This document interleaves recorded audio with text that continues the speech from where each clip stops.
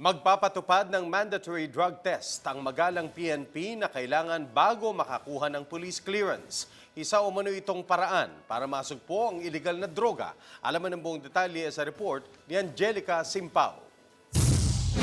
Maliban sa sedula, barangay clearance at application form, magkakaroon na rin ng drug testing bago makakuha ng police clearance sa Magalang, Pampanga.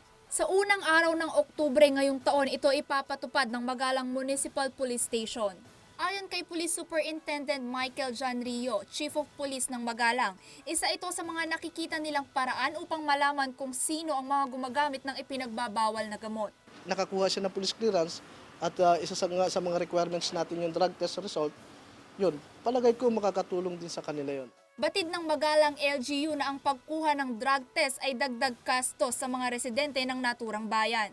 Kaya balak ng local government unit ng Magalang na ilibre ang drug testing sa mga kumukuha ng police clearance.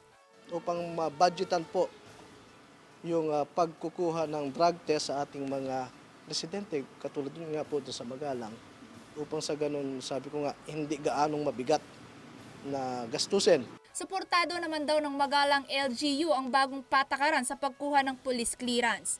Maliban sa suporta ng LGU, tiniyak din ni Rio na wala silang nilalabag na batas.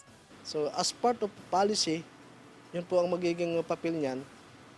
Wala, kasi nagkumuha rin po kami ng legal opinion sa amin, legal officer. Wala naman daw po kaming binabiolate. Ang bagong patakaran sa pagkuha ng police clearance ay direktiba ni Police Senior Superintendent Joel Consulta, ang direktor ng Pampanga Provincial Police Office. Balak din ng Pampanga PPO na ipatupad ang mandatory drug test sa mga kumukuha ng police clearance sa lahat ng munisipalidad sa Pampanga. Ako si Angelica Simpao, nag-uulat para sa Metro Central Luzon News.